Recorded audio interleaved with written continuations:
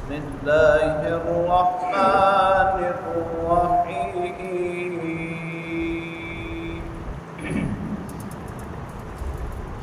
يسألونك ماذا ينفقون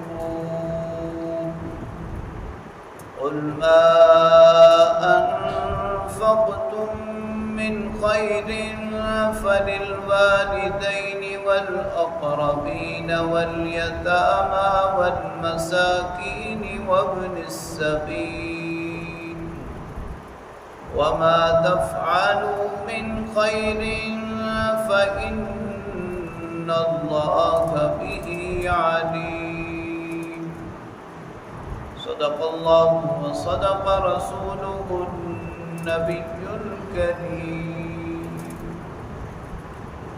سورہ بقرہ کی آیت نمبر 215 کی تلاوت آپ نے سماعت کی۔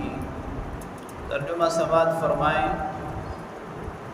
یسألونک ماذا ينفقون، اے محبوب صلی اللہ علیہ وسلم، وہ آپ سے پوچھتے ہیں کہ وہ کیا خرچ کریں۔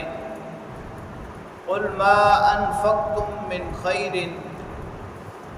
آپ فرما دیجئے کہ آپ جو مال خرچ کرو فللوالدین، اس میں والدین کا حق ہے، والاقربین، قرابت داروں کا، رشتہ داروں کا، والیتامى، یتیموں کا، والمساکین، مسکینوں کا، وابن السبیل، اور مسافروں کا۔ وما تفعلوا من خیر، اور جو بھی نیک کام تم کرتے ہو، فإن اللہ بہ علیم، اللہ تعالیٰ اس کو خوب جانتے ہیں۔ صحابہ کرام رضوان اللہ تعالی علیہم اجمعین کا یہ سوال انفاق نفل کے متعلق تھا کہ زکوٰۃ اور صدقہ فطر کے علاوہ ہم اللہ کی رضا اور خوشنودی کے حصول کے لیے مال خرچ کریں تو اس کی ترتیب کیا ہوگی۔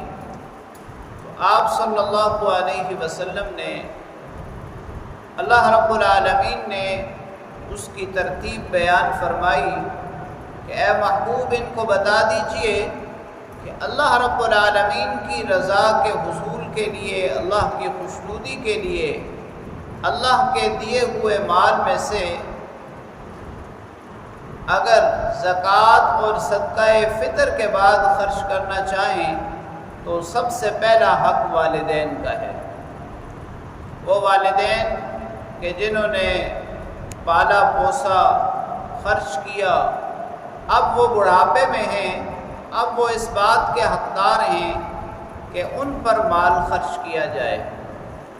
اس کے بعد دوسرا نمبر دیگر رشتہ داروں کا ہے، بہن بھائی ہیں، دوسرے رشتہ دار ہیں، اگر ان میں سے کوئی ضرورت مند ہے تو ان پر مال خرچ کریں۔